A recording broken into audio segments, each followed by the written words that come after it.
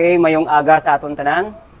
Ako gali si Buddy Ramon, isa sa mga men sa church, leader sang group 2. Wala si Brother GC, membro sang Trinity Bible Baptist Church, at the same time, leader sang group number 4. Pinaka-importante gina siya na kay amo na siya ang sugo sa aton nga Ginoo mo ang sa komisyon niya ba nga go ye therefore teach all nation sa Book of Matthew.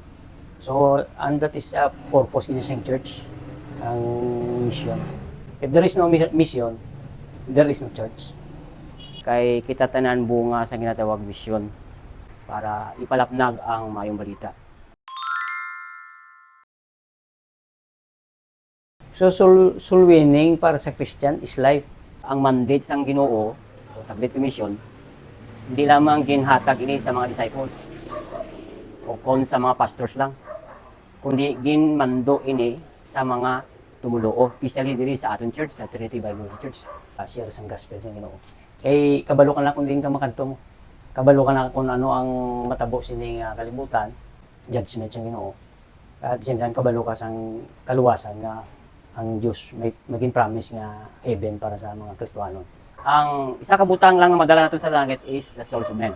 O ginencourage kita ni pastor nga magsuluwi ninggid. Kay amo na ang atong pinaka main job as a Christian.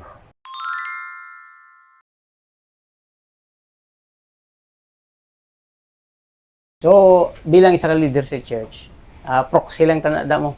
Mayara gintaya leader sa church ang aton pastor. Siyempre mga leader sa church ang Ginoo. So kung ano man ang ginhimo nga pag-encourage sang alagad sang Dios sa akon, amo man siya ang gina-transfer ko man sa mga membro dira. At so dapat mangin example ka nga mangin mapinalanggang kag encourage mo ang mga member nga to giving, mag-take part with kung ano man mga programs sang Trinity Bible Baptist Church. May ara tada nga mangin nang-info sa naton sa natawag naton Bible study sa winning naton. Gina-encourage ko sila kag ang isa gingamit sa buong sa Ginoo, especially dito sa ilang lugar sa Isla Pula, nga na-list out natin dito ang ilang mga relatives. So, every Saturday may ara kita dito Bible study. Ginhimo natin dito sa buong tatlo na taka-area dito. Pero the same place lang siya, pero tatlo kabalay ang aton sa buong dito ginakatuan. Every Saturday na siya.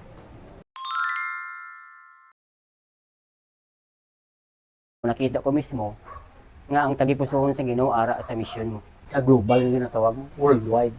Lord networking sa aton lang nga mga area mo, kag kun din kita nga church. Siyempre yung pag-start sa January, ka-increase ko na sa akong nga faith promise giving.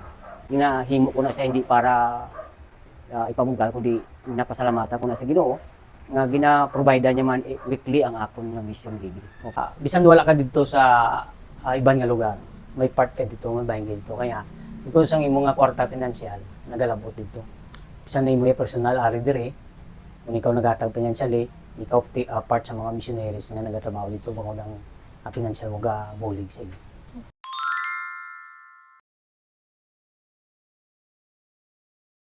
Dapat nabalangin nila kung ano ang purpose, anong katuyuan sang Ginoo nga ginluwas ikaw, nga gimutang ikaw sa church. Ipaligid naton sila. Okay? Nga mangin fruitful man sila, mag-grow. Pagtulunan, lanugod kung nga imuunta na ang isa ka bagay nga ang pagsuporta sa mission. Ayaw natin sila i-encourage o natin mission. Isa ni ka-responsibilidad sa mga Kristohanon nga mag-support sa mga missionaries. So, encourage lang natin sila nga magpadayon nila sa Ginoo, magpalabid sa Ginoo, especially sa pag-suportar bulaton mission.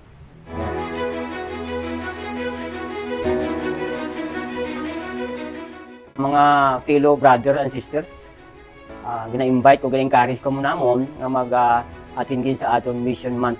So I encourage you nga mag-bisita. All month of August. So, pwede natin mga speaker nga ma-encourage kita. We have to move forward.